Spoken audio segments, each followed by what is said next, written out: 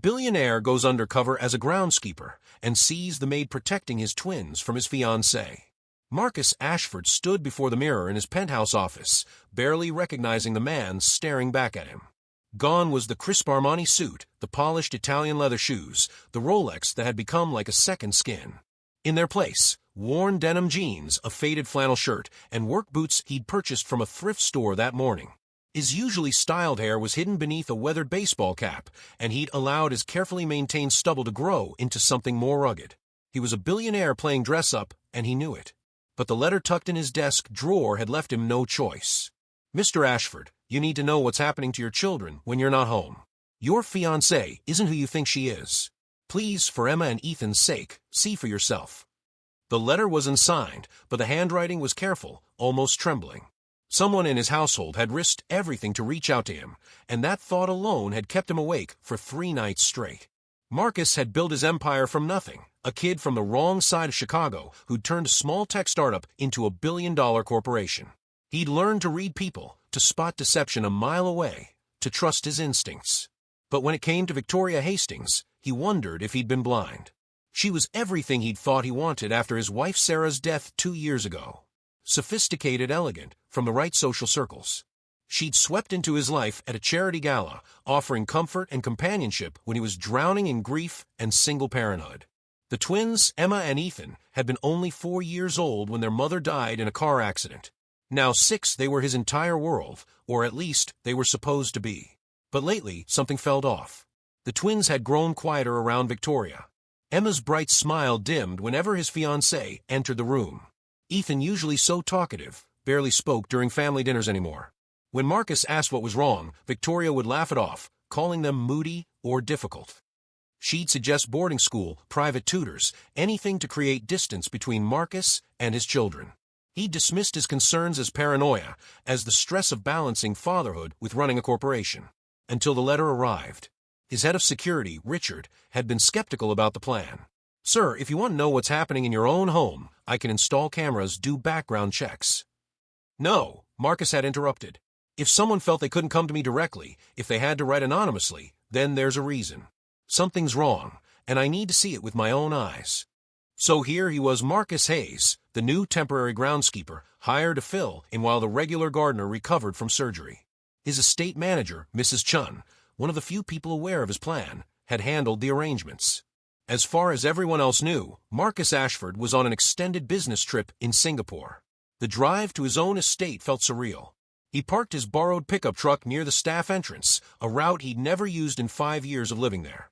The autumn morning was crisp, leaves crunching beneath his boots as he made his way to the groundskeeper's shed. His hands, usually signing multi-million-dollar contracts, now gripped a rake. Through the expansive windows of the main house, he could see movement. His chest tightened. Somewhere in there were Emma and Ethan, probably eating breakfast before their homeschool lessons. He wondered if they'd missed him, if Victoria had even told them he'd called last night. You must be Marcus Hayes. He turned to find a woman in her late 20s approaching, wiping her hands on her apron. She had warm brown eyes, dark hair pulled back in simple ponytail, and a genuine smile that seemed rare in his world of forced pleasantries. That's me, he replied, keeping his voice rougher than usual. I'm Rosa Delgado, one of the housekeepers. Mrs. Chun asked me to show you around, make sure you know where everything is. She extended her hand, and he shook it, noting the calluses that spoke of hard work. As Rosa led him around the grounds, pointing out the garden areas, the pool maintenance schedule, and the storage shed, Marcus found himself studying her. There was something gentle about her presence, a quiet kindness in the way she spoke. When a butterfly landed on a nearby bush, she paused mid-sentence to admire it, her face lighting up with simple joy. Do you work directly with the family? He asked casually. Her expression shifted just slightly. Sometimes. I help with the children when needed. Emma and Ethan are wonderful kids. There was warmth in her voice when she said their names, genuine affection. Before Marcus could ask more, a shrill voice cut through the morning air. Rosa, where are you? I need you inside immediately. Victoria appeared on the terrace, immaculate in a white cashmere sweater and designer jeans. Even from this distance, Marcus could see the irritation on her face. Rosa's shoulders tensed. I'm sorry I have to go. Good luck with everything, Marcus. She hurried toward the house, and Marcus watched as Victoria's lips moved in what appeared to be a sharp reprimand. His jaw clenched. Something was definitely wrong. As he picked up the rake and began working on the leaf-strewn paths, Marcus made himself a promise. He would watch, listen, and learn. And if anyone was hurting his children, they would discover exactly how ruthless a billionaire could be when protecting the ones he loved. The first 3 days passed in a blur of physical labor that Marcus's gym-trained body wasn't quite prepared for. His shoulders ached from raking leaves, his hands blistered from pruning hedges, and he discovered muscles he'd forgotten existed. But every moment of discomfort was worth it for what he was learning. From his vantage point in the gardens, Marcus had a clear view into the house's main living areas. He'd positioned himself strategically, finding reasons to work near the windows where the children spent most of their time. What he saw made his blood run cold. Victoria was a different person when she thought no one important was watching. The warm, affectionate woman who'd charmed him over candlelit dinners had vanished. In her place was someone cold, impatient, and dismissive. That morning, he was trimming the roses near the breakfast room windows when he heard Emma's small voice. "Miss Victoria, may I have some more pancakes, please?" "You've had enough." Victoria's tone was sharp. "You're getting pudgy. Do you want to be the fat twin?" Marcus's hands froze on the pruning shears. Emma was 6 years old, perfect and healthy, and certainly not overweight. He watched as his daughter's face fell, her eyes dropping to her half-eaten breakfast. "I'm sorry," Emma whispered. Rosa, who'd been clearing plates, immediately intervened. "Miss Emma barely ate anything yesterday. Growing children need proper nutrition." Her voice was respectful but firm. Victoria's head snapped toward her. "I don't recall asking for your opinion on child rearing, Rosa. Perhaps you should focus on your actual job, cleaning, rather than overstepping." "Of course, ma'am." Rosa's voice remained steady, but Marcus saw her gently place an extra pancake on Emma's plate as she passed, along with a covert wink that made his daughter's face brighten just a little. Marcus had to walk away before he burst through the windows. He found himself behind the equipment shed, breathing hard, fists clenched. This was his daughter, being body-shamed by the woman he'd planned to marry. The woman who'd convinced him she'd be a wonderful mother figure. How had he missed this? The afternoon brought worse revelations. He was cleaning the pool area when Ethan came running outside, clutching a drawing. Miss Victoria, look what I made in art class. It's our family." Marcus's heart swelled at the sight of his son's enthusiasm, the crayon drawing featuring stick figures labeled Daddy, Emma, Ethan, and notably, Rosa, with a heart drawn around her name. Victoria was absent from the picture. Victoria emerged from a house, phone pressed to her ear, clearly on a call. Ethan tugged at her sleeve, and she shook him off irritably. "Not now, Ethan. Can't you see I'm busy?" "But Miss Victoria." "I said not now." She whirled on him, and Marcus saw his son flinch backward. "God, you're so needy. Just like your father, always going on about you too. Do you have any idea how exhausting it is listening to him talk about his precious twins constantly?" Ethan's lip trembled. The drawing slipped from his fingers, fluttering to the ground. He turned and ran back inside, leaving Victoria to return to her call without a second glance. Marcus had to grip the pool, net to keep from moving. Every instinct screamed at him to reveal himself, to confront her right there. But he needed more. He needed to understand the full scope of what was happening. Rosa appeared in the doorway moments later, clearly searching for Ethan. She spotted the discarded drawing, picked it up carefully, and went back inside. Through the windows, Marcus watched her find Ethan curled up on the playroom couch, small body shaking with silent sobs. Rosa sat beside him, gathering him into her arms without hesitation. She held him as he cried, rocking gently, whispering words Marcus couldn't hear but could imagine. After a few minutes, she pulled back and showed him the drawing. "This is beautiful, mi corazón," her voice carried through the open window. "You're such a talented artist. Your daddy would love this. Should we save it for when he comes home?" Ethan nodded, wiping his eyes. "Do you think he misses us?" "I know he does," Rosa said with such certainty that Marcus felt his throat tighten. "Your papa loves you and Emma more than anything in the world. More than Miss Victoria." Rosa paused, choosing her words carefully. "Your father loves you in a special way that no one can ever replace. You and Emma are his heart." She produced a folder from a nearby cabinet, carefully placing the drawing inside. Marcus realized it was full of artwork, school papers, and little treasures, things Rosa had apparently been saving, preserving all the moments Victoria had dismissed. Rosa. Emma appeared in the doorway, her own eyes red-rimmed. "Come here, Princessa." Rosa opened her other arm, and Emma ran into the embrace. She held them both, these children who were starving for affection, in their own home. "I wish Daddy would come home," Emma whispered. "I wish you were our mom instead of Miss Victoria," Ethan added. Rosa's eyes glistened with tears. "I can't be your mama, sweethearts. But I promise I'll always take care of you, always protect you, for as long as I'm here." "Promise?" they asked in unison. "I promise." Marcus had to turn away, his own eyes burning. He walked to the far end of the property, past the tennis courts to the small wooded area where no one could see him. There, surrounded by trees his money had planted, the billionaire who'd built an empire from nothing finally broke down. Rosa Delgado, a woman who likely earned in a month what he made in an hour, was giving his children what all his wealth couldn't buy: unconditional love and protection. She was the one saving his kids, while he'd been blind to their suffering. And the woman he'd given a diamond ring to, the woman who was supposed to help him rebuild their family? She was slowly destroying his children's spirits, one cruel word at a time. As the sun set over his estate, Marcus made a decision. He'd seen enough to know the letter writer was right. But he needed one more piece of the puzzle. He needed to know who'd sent that letter, and he needed to understand just how deep Victoria's deception went. He headed back to the groundskeeper's cottage, his mind already forming a plan. Tomorrow, he'd find a way to talk to Rosa alone. Something told him she held the key to everything. Saturday arrived with dark clouds and the promise of rain. Marcus had learned that weekends meant no homeschool tutors, which meant the twins were under Victoria's supervision all day, and that Rosa would be nearby, vigilant as always. He was repairing a section of fence near the playground when he heard Victoria's voice, saccharine sweet, drift through her open bedroom window. "Yes, darling, just 2 more months until the wedding. Then we'll have access to everything." A pause. "The kids? They're the price of admission, nothing more." Marcus insisted on joint custody in the prenup, but boarding schools exist for a reason. Switzerland has excellent ones. The children can stay there during school terms, and we'll have the house to ourselves. Marcus's hammer slipped, nearly hitting his thumb. She was on the phone, clearly thinking she was alone. "Trust me, once we're married, I'll work on changing his mind about that ridiculous company structure. He's so paranoid about protecting the twins' inheritance. No, he hasn't suspected anything. The man's so consumed with work and guilt over his dead wife that he's completely blind.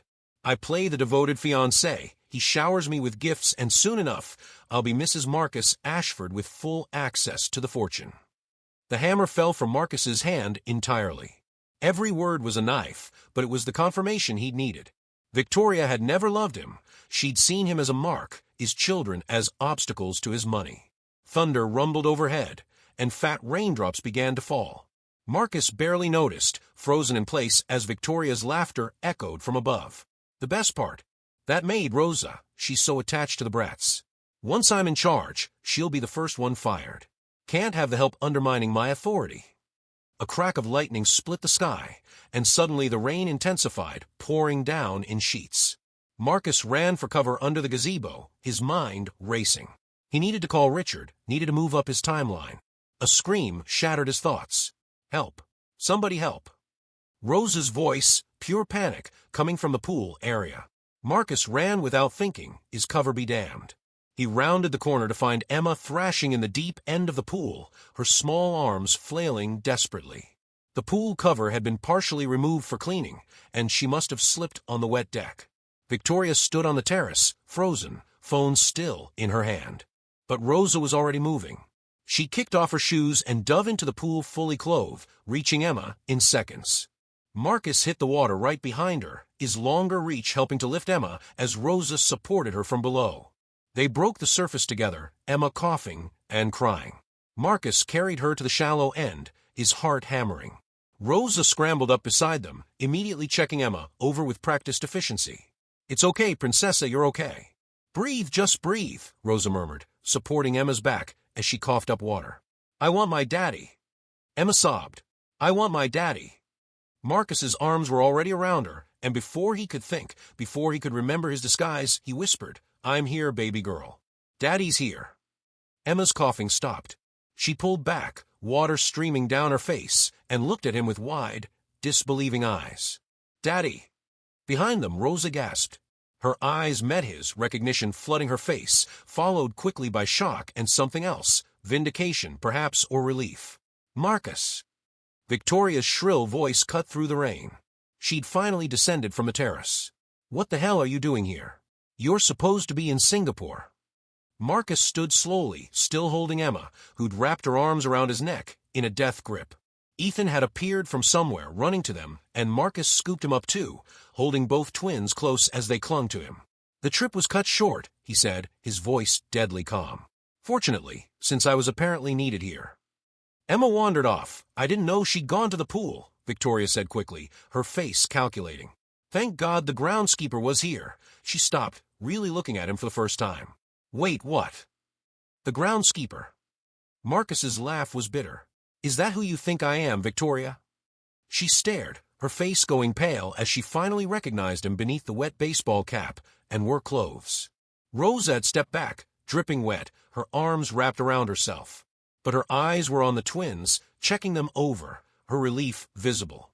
"You wrote the letter," Marcus said softly, looking at Rosa. "Didn't you?" She met his gaze, chin lifting despite the fear in her eyes. "Yes. I'm sorry for going behind your back, Mr. Ashford, but they needed you. Emma and Ethan needed you to see the truth." "You're fired." Victoria snapped, finally finding her voice. "How dare you go behind my back, you ungrateful." "She's not fired," Marcus interrupted, his voice cutting like steel. "You don't work here anymore, Victoria. You have no authority to fire anyone." "Excuse me?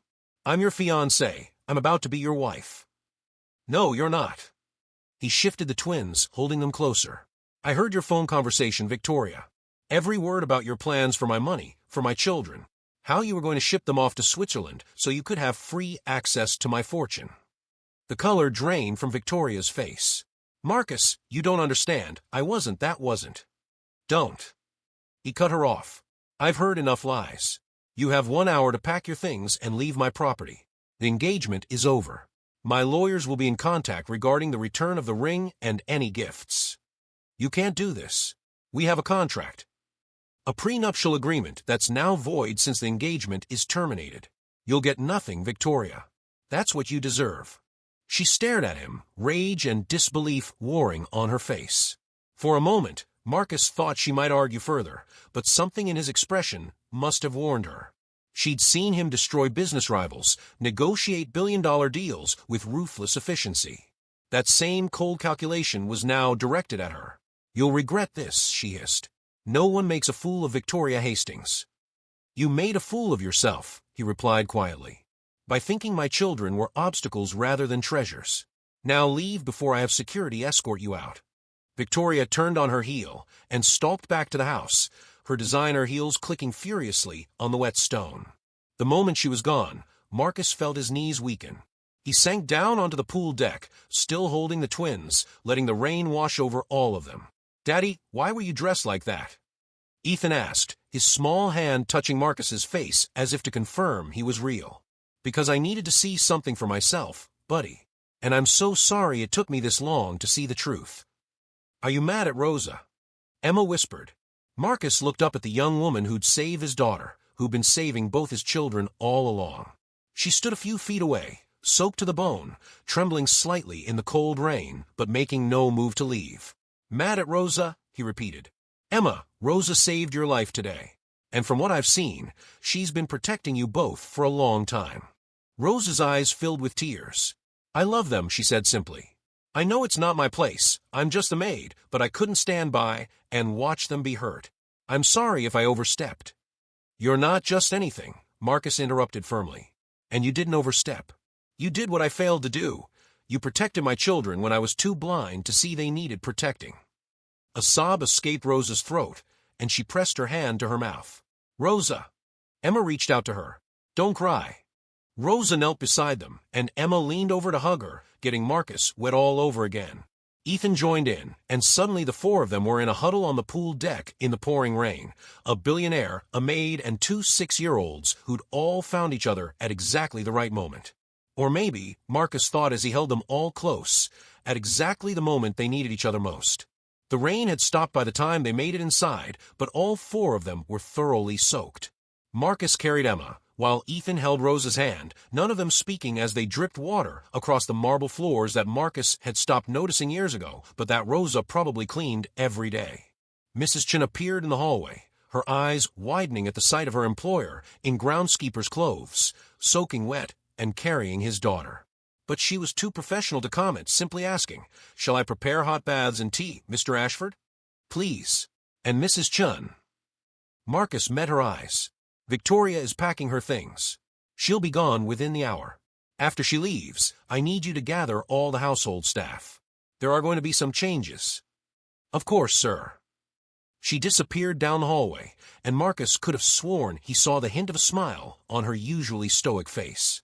In the master bathroom, Marcus helped the twins out of their wet clothes and into a warm bath, something he realized with a pang he hadn't done in months. He'd let Victoria convince him that the children needed independence, that he coddled them too much. Now he understood. She'd been creating distance, wedging herself between him and his kids. "Daddy." Emma's voice was small as she played with her bath toys. "Is Miss Victoria coming back?" "No, sweetheart. She's not coming back." "Good," Ethan said firmly. Then more quietly, "She was mean to us." Marcus knelt beside the tub, his heart breaking. "Why didn't you tell me?" The twins exchanged glances, that twin telepathy he'd seen since they were babies. "We tried," Emma whispered. "But you were always busy, and when we did say something, Miss Victoria would tell you we were being difficult. And you believed her." The accusation in those simple words cut deeper than any business rival's betrayal ever had. "You're right," Marcus said, his voice rough. "I did believe her, and I shouldn't have. I should have listened to you. I should have paid more attention. I'm so sorry." "Rosa always listened," Ethan offered. "Even when she was busy cleaning, she'd stop and listen to us." "Rosa's special," Emma agreed. "She makes us feel safe." After the bath, Marcus tucked them into their beds for a nap, Emma in her room with its princess castle wallpaper, Ethan in his with the dinosaur murals. Both rooms bore Rosa's touches, he realized. Carefully arranged stuffed animals, night lights positioned just right, hand-drawn pictures tacked to bulletin boards with care. He found Rosa in the kitchen, changed into dry clothes, practical black pants and a white blouse, her dark hair still damp and pulled back. She was preparing tea with shaking hands, and she jumped when he entered. "Mr. Ashford, I'm sorry. I should have brought this to you. She moved to pick up the tray. "Rosa, stop." Marcus held up his hands. "Please, can we just talk? Not as employer and employee. Just as two people who care about those kids upstairs." She set the tray down slowly, her eyes wary. "Am I being fired?" "What? No. God, no." Marcus ran his hand through his still damp hair. "Rosa, you saved my daughter's life today. You've apparently been saving both my kids for who knows how long. Why would you think I'd fire you?" "Because I went behind your back. Because I wrote that letter without permission. Because I've been undermining Miss Victoria's authority." "Victoria had no authority to undermine," Marcus interrupted. "She was a guest in this house, and a temporary one at that. And that letter." He pulled it from his pocket, where he'd kept it for days, the paper now water-stained. "This letter was the bravest thing anyone's done for my family. You risked your job to protect my children." Rosa's composure cracked. Tears spilled down her cheeks. "I didn't know what else to do. I was so scared for them, Mr. Ashford. The things she said when you weren't here, the way she looked at them, like they were burdens. And Emma stopped eating properly, always worried about being pudgy. Ethan started having nightmares. I couldn't," her voice broke. "I couldn't just stand by any more." Marcus found himself moving around the island, grabbing a box of tissues from the counter and offering it to her. "How long has this been going on?" "Since Miss Victoria moved in 6 months ago." Rosa wiped her eyes. At first it was small things. Being impatient, dismissive. But it got worse. She started criticizing everything they did, comparing them to other children, suggesting they needed discipline and structure. She made air quotes around the words. "She wanted to fire me months ago, but Mrs. Chen convinced her that you valued consistency in the household staff." "Mrs. Chen knew." "She suspected. But we're staff, Mr. Ashford. It's not our place to tell you how to run your personal life. That's why I had to write the letter anonymously. I knew if Victoria found out it was me, I'd be gone, and then there'd be no one to—" She trailed off. "No one to protect them," Marcus finished softly. "You made yourself their shield." They're easy to love, Rosa said simply. Emma with her kindness, always trying to make everyone happy. Ethan with his curiosity about everything, the way he lights up when he learns something new. They're beautiful souls, Mr. Ashford. They deserve to be treated like the gifts they are. Marcus had to sit down. He pulled out one of the kitchen stools, suddenly exhausted. My wife, Sarah, she used to say something similar. That they were gifts, not possessions to control or mold, but unique people to nurture and celebrate. She sounds like she was a wonderful mother.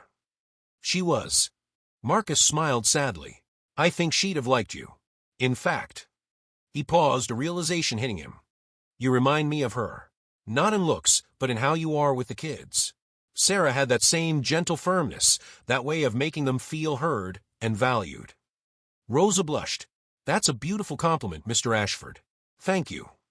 They sat in silence for a moment, the only sound the kettle beginning to whistle. Rosa moved to turn off, pouring hot water over tea bags with practiced ease. She set a cup in front of Marcus without asking, somehow knowing he needed it. What happens now? She asked quietly. Now. Marcus wrapped his hands around the warm mug. Now I need to rebuild trust with my kids. I need to be present, really present, not just physically here, but emotionally available.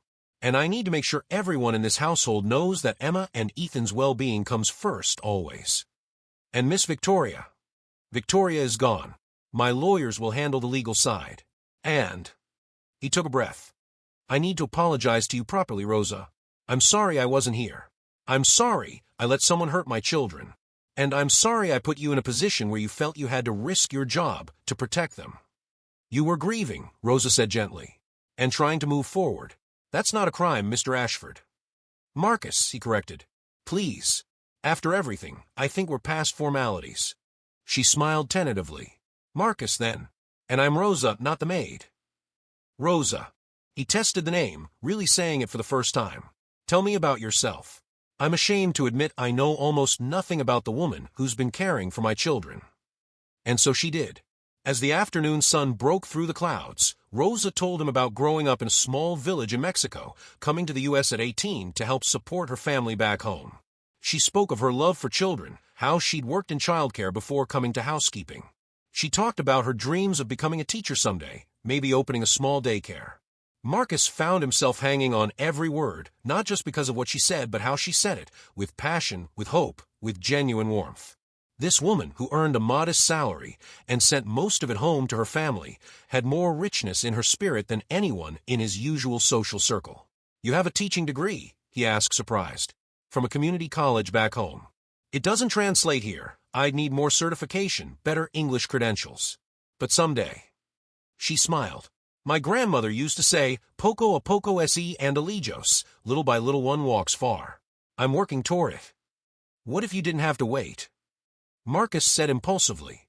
What if I could help? Rosa's eyes widened. Mr. Marcus, I wasn't telling you this to ask for anything. I don't want you to think. I don't think anything except that you've shown my family more genuine care than anyone we've encountered in years. You protected my children when I failed to. The least I can do is help you achieve your dreams. I can't accept charity, Rosa said firmly, her pride showing through her gentle demeanor. Not charity. Employment. The ideal was forming as he spoke. The twins need someone to oversee their education, coordinate with tutors, provide that nurturing presence. You'd be perfect as their, what do they call it? Educational coordinator? Child development specialist. You're offering me a different job. I'm offering you a chance to use your teaching skills while working toward full certification. I can sponsor your additional education, provide time off for classes. In return, you'd be the twins' primary caregiver and educational advocate. Rosa stared at him, tears welling up again. I don't know what to say. Say you'll think about it, Marcus urged. You don't have to decide right now. But Rosa, those kids upstairs love you. They trust you. And after today, I trust you too. That's worth more than gold in my world. A sound from the doorway made them both turn. Emma stood there in her pajamas, holding her favorite stuffed rabbit. Daddy, can Rosa read us a bedtime story? She does the best voices. Marcus looked at Rosa, who was smiling through her tears. I think that can be arranged, Princess. But first. He stood, scooping Emma up. First, we're all going to spend the afternoon together. No more hiding behind work or schedules or other people's expectations. Just us. Really? Emma's eyes lit up. Really? Ethan. Marcus called up the stairs. Get dressed. We're going to do whatever you two want today. As Ethan's excited footsteps thundered overhead and Emma squealed with joy, Marcus met Rosa's eyes over his daughter's head. Without words, they shared an understanding. This was a new beginning, not just for him and his children, but for all of them. Whatever came next, they'd face it together. The weeks following Victoria's departure brought changes that rippled through every corner of the Ashford estate. Marcus cleared his calendar ruthlessly, delegating responsibilities to his executive team and learning to trust that his billion-dollar company wouldn't collapse if he actually took time off. For the first time in 2 years, he was present, truly present, for breakfast, dinner, homework, and bedtime stories. He also kept his word to Rosa. On a crisp October morning, Marcus found her in the twins' playroom, sitting cross-legged on the floor with Emma and Ethan building an elaborate block tower. She'd already transitioned into her new role seamlessly, though she still insisted on helping with basic housekeeping tasks when she had free time. "Rosa, can we talk for a minute?" Marcus asked from the doorway. She looked up, always slightly startled when he sought her out, as if she still couldn't quite believe her change in circumstances. "Of course. Emma, Ethan, keep building. I want to see if you can make it taller than yesterday." In Marcus's study, he handed her a folder. Enrollment papers for the teaching certification program at Columbia. Classes start in January. Rosa's hands trembled as she opened it. "Marcus, this is too much." "It's an investment," he said firmly. "You're brilliant with the kids, Rosa. But more than that, you deserve to achieve your dreams. Consider it part of your employment package. I need you to have the proper credentials anyway to officially oversee their education." She looked up at him with those warm brown eyes that had seen so much yet remained so kind. "Why are you doing this? Really?" Marcus leaned against his desk, considering the question. "Because you saw my children as people, not obstacles. Because you risked everything to protect them. And because—" He paused, searching for the right words. "Because Sarah used to tell me that the measure of our wealth isn't what we accumulate, but what we do with it to lift others up. I forgot that for a while. You reminded me." "I wish I could have met her," Rosa said softly. "She'd have loved you. Actually." Marcus moved to a bookshelf, pulling down a photo album. "The twins have been asking about her more lately. Would you like to see some pictures? It might help you understand them better, knowing their mother." They sat on the leather couch, and Marcus opened the album.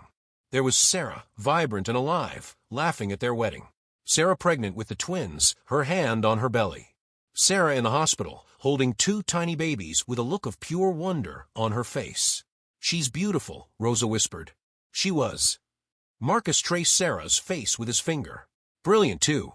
Had a PhD in child psychology. She was planning to open a center for children with developmental challenges. We were going to fund it together, make it her project. He swallowed hard. "After she died, I couldn't. I shut down that part of my life. Threw myself into work. I told myself I was providing for the kids, securing their future. But really I was hiding." "Grief doesn't follow a timeline," Rosa said gently. "You did what you needed to survive." "Maybe. But I also stopped seeing Emma and Ethan as individuals. They became another responsibility to manage, another problem to solve with money and efficiency. Victoria seemed like a solution, someone to fill the mother-shaped hole in our lives. I never asked the kids what they needed. I never asked myself if I was ready." Rosa was quiet for a moment. "Can I tell you something?" "Always." "That first week I started working here, before Miss Victoria moved in, I saw you with the twins in the garden. You were teaching Ethan about different types of leaves, and Emma was making a flower crown for your head. You wore that crown all afternoon, even when you took a business call. The person on the phone asked what you were wearing, and you said, 'My daughter's crown,'" Marcus finished, the memory flooding back. "She'd worked so hard on it. How could I take it off?" "That's the man they've been missing," Rosa said, touching his hand briefly. "That's the father they need. Not someone managing them, but someone delighting in them." The words hit home. Over the following weeks, Marcus worked to become that father again. He learned that Emma loved drawing fantastical creatures and making up stories about them. That Ethan was fascinated by space and could name every planet and moon in the solar system. That both of them loved cooking and could make pancakes almost entirely by themselves if someone was there to supervise. Rosa was there for all of it, not as a servant, but as a partner in the twins' development. She coordinated with tutors, but also knew when to let the kids simply play. She organized activities, but never overscheduled. She had a gift for balancing structure with freedom, and Marcus found himself constantly learning from her approach. One evening, after the twins were asleep, Marcus and Rosa found themselves in the kitchen again. It had become their unofficial meeting place. "I got an email from the Columbia program," Rosa said, barely containing her excitement. "I'm officially accepted.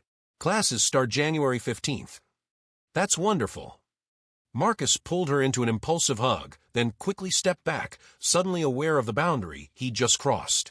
"Sorry, It's okay," Rosa said, blushing but smiling. "I'm excited too. Thank you, Marcus. For everything." An awkward silence fell between them, charged with something neither seemed ready to name. Mrs. Chen's discreet cough from the doorway broke the moment. "Mr. Ashford, I apologize for interrupting, but you have a visitor. Victoria Hastings is at the gate, demanding to see you." Marcus's jaw tightened. "Tell security to have her leave. She's not welcome here. She says she has something that belongs to the children. Some kind of storage box with their artwork." Rose's eyes widened. "The memory box. I'd been keeping it in the spare room, but with all the chaos of her moving out." She looked distressed. "Their Mother's Day cards to their mom are in there, Marcus. Sarah's cards to them that she wrote before she died. It's irreplaceable." Marcus felt his blood run cold. "She took it. She stole my dead wife's last words to my children." "Probably as leverage," Mrs. Chun said grimly. "Shall I call the police?" "No." Marcus's voice was steel. "I'll handle this. Rosa, can you stay with the twins? I don't want them anywhere near her." "Of course." The woman waiting at the gate looked nothing like the polished Victoria who'd moved in 6 months ago. Her hair was slightly disheveled, her designer clothes wrinkled, but her eyes held the same calculating gleam. "Marcus," she purred through the intercom. "We need to talk. Give me the box, Victoria." "Not until we negotiate." "There's nothing to negotiate. You have stolen property. Return it or I call the police. And create a scandal. The headlines write themselves. Billionaire calls police on ex-fiancée. Your board would love that." She held up the box tauntingly through the bars of the gate. "Unless you want to be reasonable. What do you want? A settlement. $2 million, and you'll never hear from me again. Or I can make your life very difficult. Court battles, media leaks, allegations about your fitness as a parent. You'd lie about me and my children. I'd tell selective truths. About how you were never home, how you let the help raise your kids, how you were so obsessed with your dead wife you couldn't move on." Victoria smiled coldly. "It's amazing what the media can do with the right spin." Marcus felt rage building in his chest, but Rosa's words echoed in his mind. That's the father they need. Not someone managing them, but someone delighting in them. He took a breath. "No. Excuse me. No. I won't pay you a cent, Victoria. Do your worst.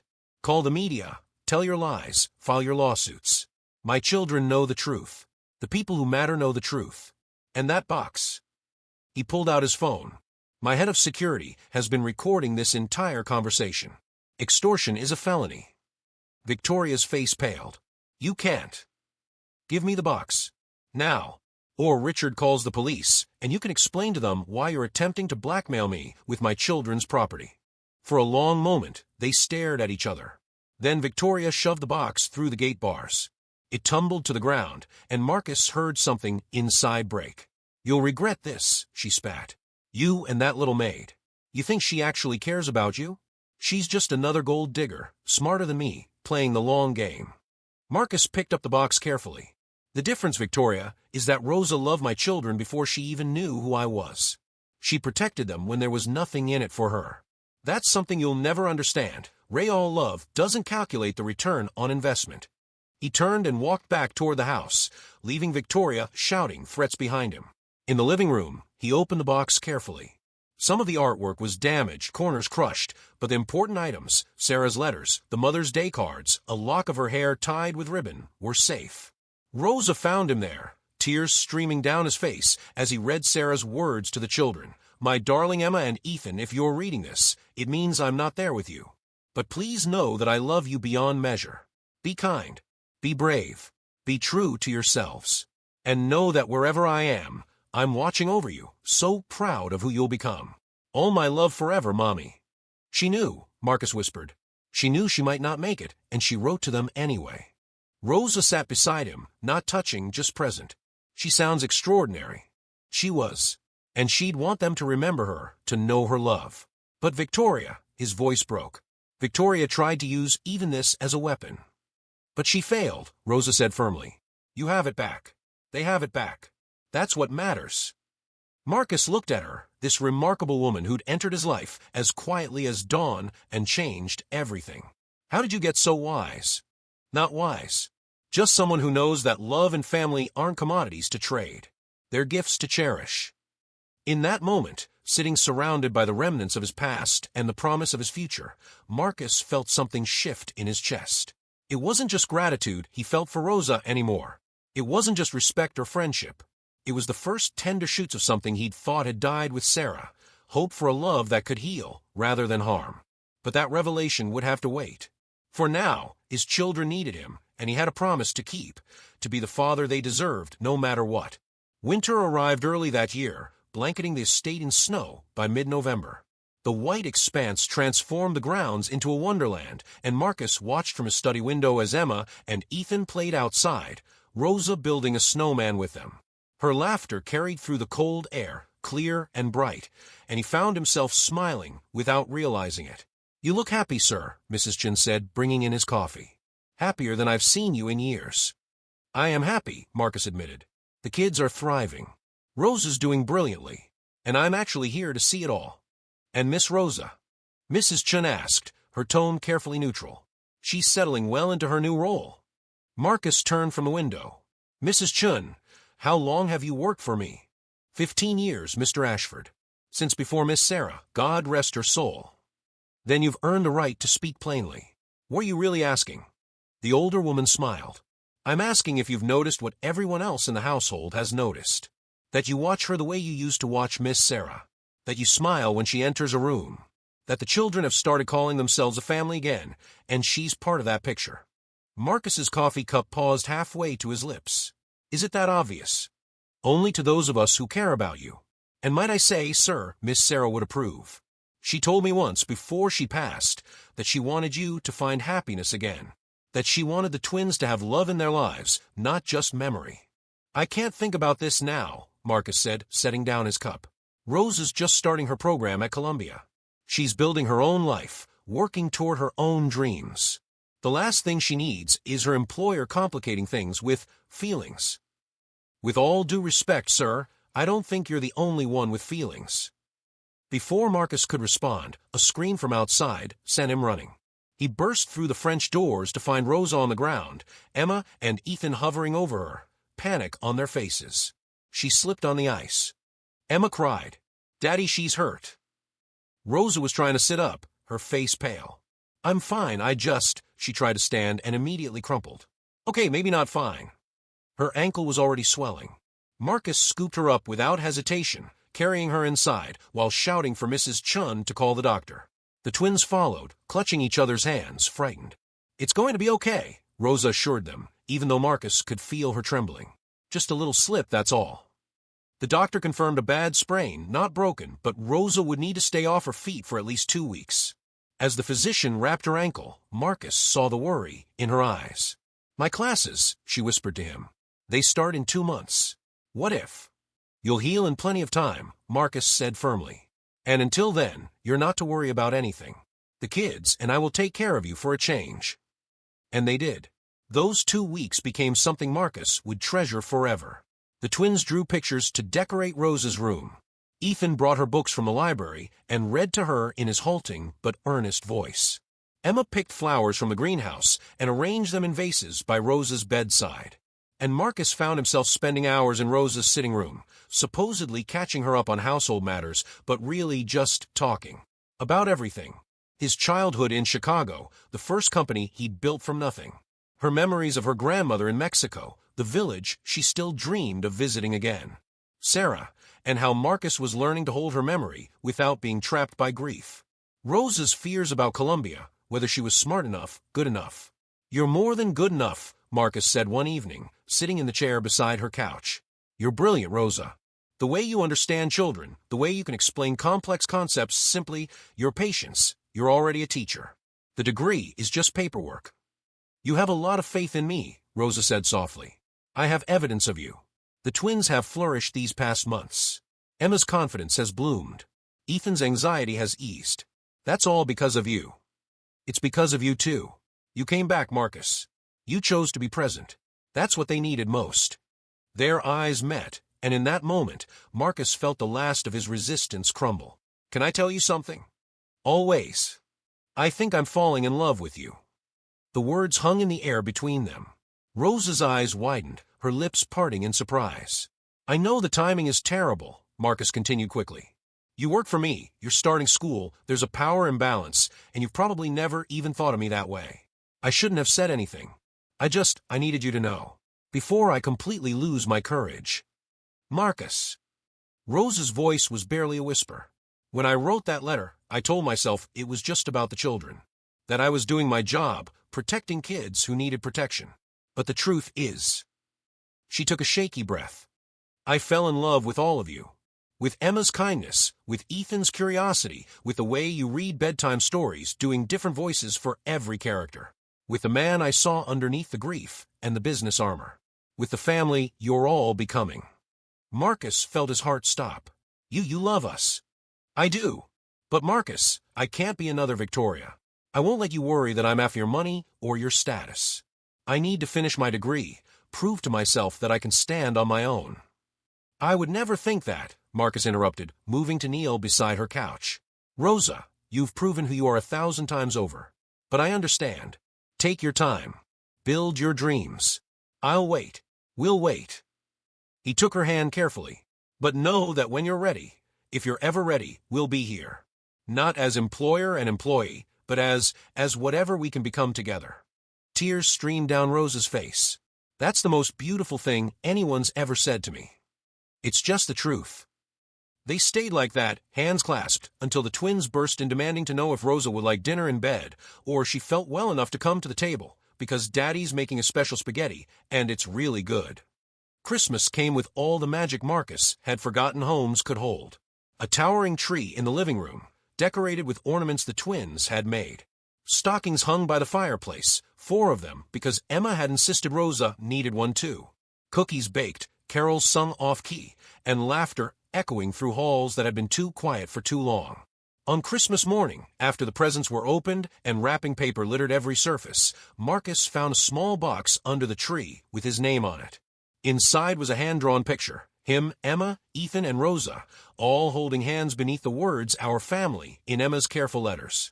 We made one for Rosa too, Ethan explained, because she's part of our family now, right? Marcus looked at Rosa, who was watching him with shining eyes. Right, he said, his voice thick with emotion. Absolutely right. Months passed.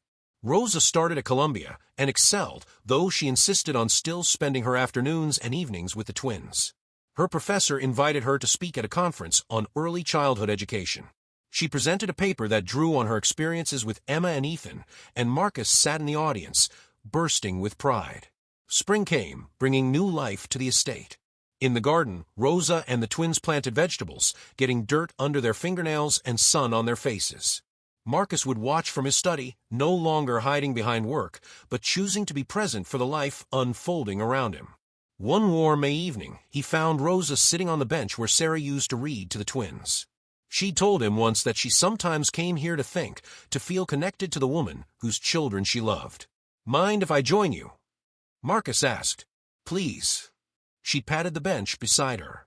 They sat in comfortable silence, watching fireflies begin to light up the dusk. Finally, Marcus spoke. I never thanked you properly. For what? For saving my family. For loving my children when I'd forgotten how. For being patient with me while I figure out how to be a father again. Marcus, you saved yourself.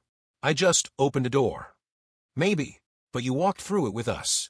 He turned to face her. Rosa, you graduate in 3 weeks. You'll have your teaching credential, your degree. You'll have options, schools that will want to hire you, opportunities one can't even imagine. And whatever you choose, I'll support you. But before you decide anything, I need to ask you something. What? Stay with us. Not as an employee, not as a nanny or tutor. As family. As my partner in raising these kids and building a life. As He pulled a small box from his pocket, and Rosa gasped. "As my wife, if you'll have me." Inside the box was a ring, not the ostentatious diamond he'd given Victoria, but a simple, elegant sapphire surrounded by small diamonds. "Sarah's birthstone," Rosa whispered. "I asked the twins if it was okay, bringing Sarah into this. They said their mom would want us to be happy. Emma helped me pick it out." Marcus took Rosa's hand. "I love you, Rosa Delgado. Not because you're perfect with my children, though you are. Not because you've filled a void, you've created something new. I love you because you see me, the real me, and you somehow find that worthy of love. You've taught me that it's possible to honor the past while embracing the future. So please, Rosa, will you marry me?" Rosa was crying, but she was also smiling, radiant in the twilight. "Yes. Yes, Marcus, I'll marry you." The kiss they shared was sweet and tentative and perfect, full of promise for the future they'd build together. A whoop from behind them made them break apart, laughing. Emma and Ethan were hanging out the upstairs window, cheering and clapping. "I told you he'd ask today." Emma shouted to her brother. "You were right." Ethan yelled back. Then to Marcus and Rosa, "Can we come down now? We want to celebrate." "Come on down." Marcus called, and moments later, they were tackled by two excited 6-year-olds. "So Rosa's going to be our mom now?" Emma asked, looking up at them with hopeful eyes. Rosa knelt down, taking both their hands. "If you want me to be. I would never try to replace your mother. No one could ever do that. She'll always be your mom, your first mom. But I would be honored to be your second mom, to love you and care for you for the rest of my life." "We want that," Ethan said firmly. "You already feel like our mom." "You make Daddy happy," Emma added. "And you make us happy too." Marcus gathered them all into his arms, his children, his future wife, his family. "Happy doesn't even begin to cover it," he murmured. As the stars came out above them, and the fireflies danced in the garden, the Ashford family, newly whole, beautifully imperfect, and overflowing with love. As the stars came out above them, and the fireflies danced in the garden, the Ashford family, newly whole, beautifully imperfect, and overflowing with love, stood wrapped in a silence that felt sacred. Marcus tightened his arms around Emma and Ethan, while Rosa rested her head lightly against his shoulder. In that moment, he understood something that had taken him years, billions of dollars, and unbearable loss to learn. This was success. Not the empire. Not the headlines. Not the power. Family. "Daddy." Emma whispered, her voice soft with sleepiness and wonder. "Yes, sweetheart." "Does Mommy Sarah know?" she asked.